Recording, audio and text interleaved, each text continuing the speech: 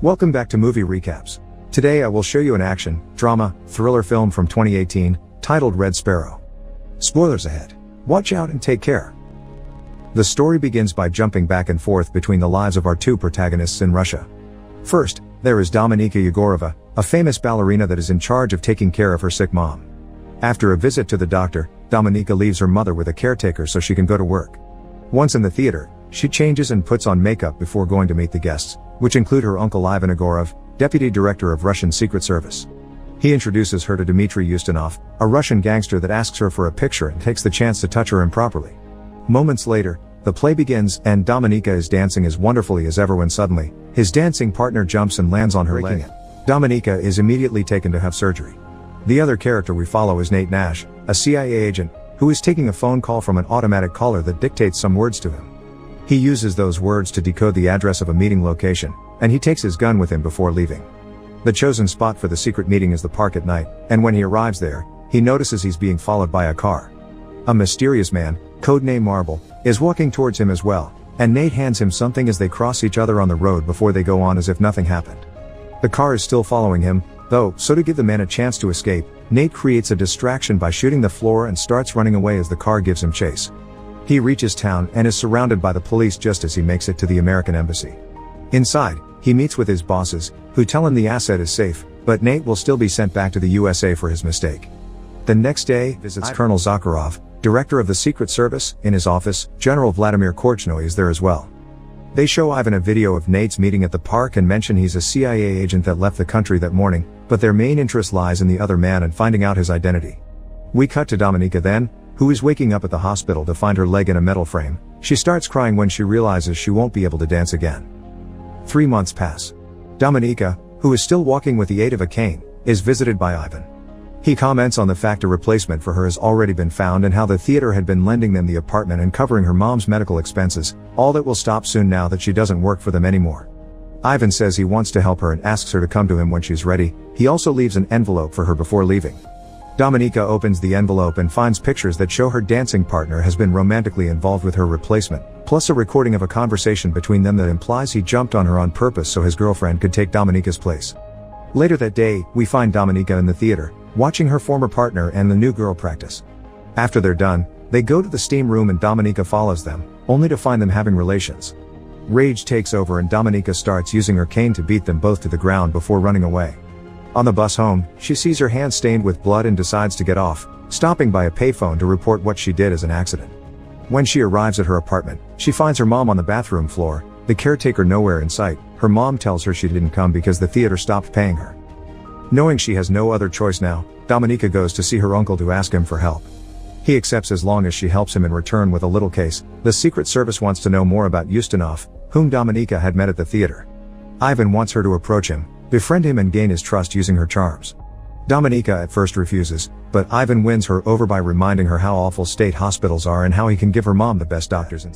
That very night, Dominika goes to the hotel Ustinov is staying in, wearing the dress she's been given.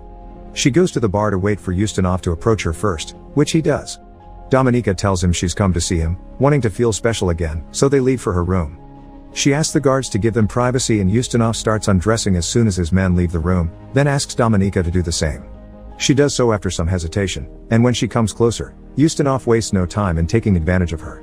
Their intercourse is suddenly interrupted when a man wearing a black helmet appears behind Ustinov and cuts his throat. The body is thrown on the floor and after asking for silence with a gesture, the man throws Dominika a coat for her to cover her blood-stained body and takes her out of the room through a back door.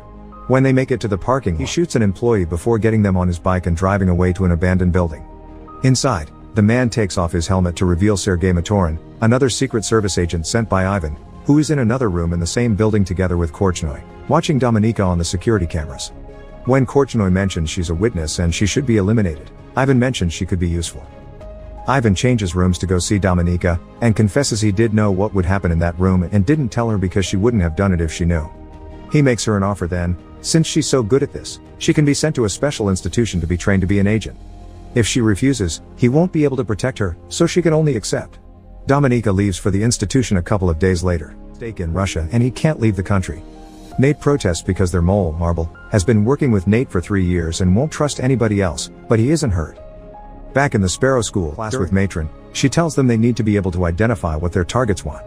She puts some videos on TV for examples for them to work on. The first one Victor guesses wrong and Dominika corrects him, earning her his dislike.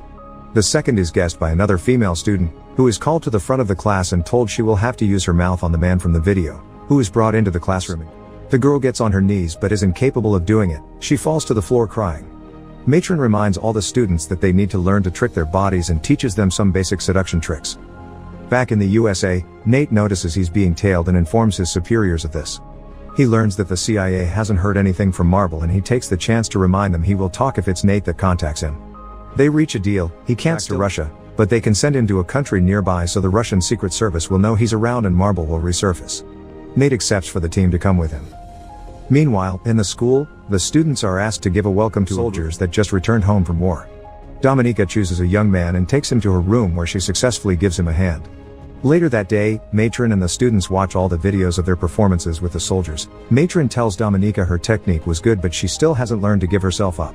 After class is over, Dominika goes to the showers, where she's assaulted by Victor. She defends herself by taking the water tap from the wall and hitting him with it. In the meantime, Ivan, Korchnoi and Zakharov are discussing the fact Nate has been relocated to Budapest.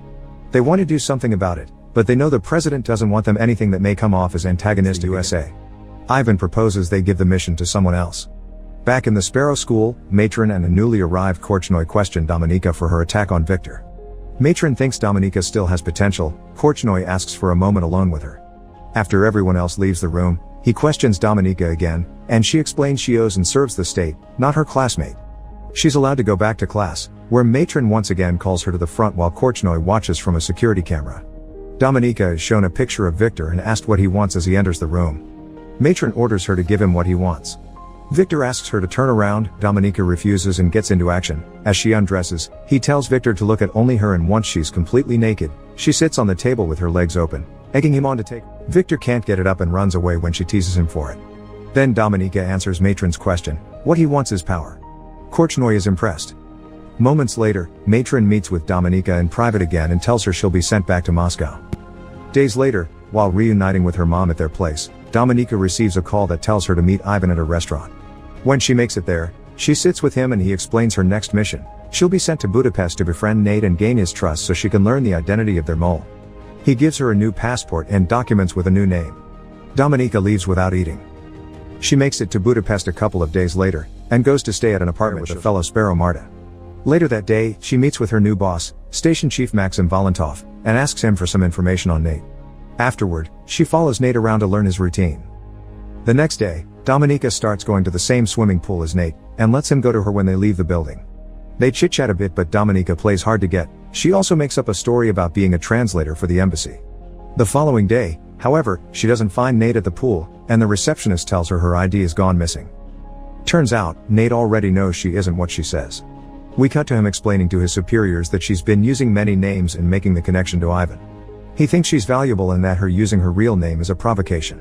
After some hesitation, his superiors allow him to get closer to her to gather intel. After going to Valentov to report her progress and ask for an embassy pass, Dominika visits the embassy and sees Marta chatting with Stephanie Boucher, an American politician. Nate interrupts her staring to chat, admitting he was the one to steal her ID from the pool, and asks her out to dinner the next day at 8. Accepts before leaving. Back in her apartment, Dominika searches Marta's room and discovers she's been buying intelligence from Boucher. Marta returns home then, but doesn't catch her in the act. She gives Dominika a copy of the report Valentov sent to Moscow. Apparently Dominika has made an enemy. The next day after work, she follows Valentov into a bar and asks him to buy her time with a better report, then provokes him into punching her by making fun of his small member. His violence is now on the security cameras and Dominika tells him he'll write a better report or she'll take the recording to the police. While all this is happening, Nate is alone in a restaurant, waiting for his date. Thinking he's been stood up, he leaves the place, but Dominika is following him closely.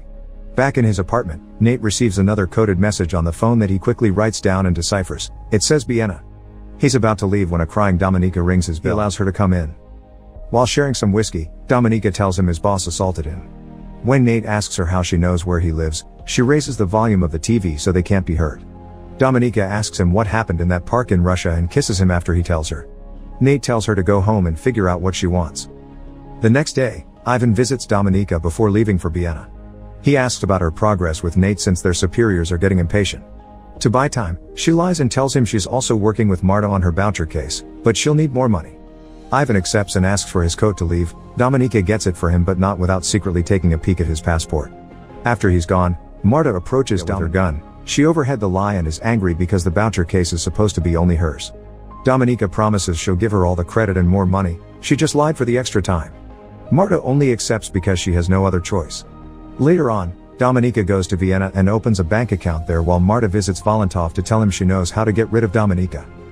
Dominika returns to her place that night and finds Marta murdered in the bathtub. Suddenly, Sergei appears behind her and grabs her by the neck to pass on a warning. This is what happens to those that share secrets. He also tells her to call the police before he disappears. We cut to Nate there, who is reporting to his superiors about having met with Marble in Vienna. Marble has given him some files confirming Dominika is a sparrow, and that makes Nate think she's even more recruitable. Meanwhile, Dominika is being interrogated by the police, but she tells them nothing. When she leaves the precinct, she finds Nate outside waiting for her. Go back to his place, where he confesses he knows she's a sparrow. Dominika tells him her story in return, putting emphasis on the fact she only cares about her mother's well-being.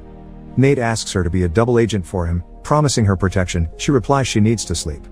He gives her his room. Later in the night, she leaves the room and joins Nate on the touch. After asking if she can trust him and getting a positive answer, she makes love to him.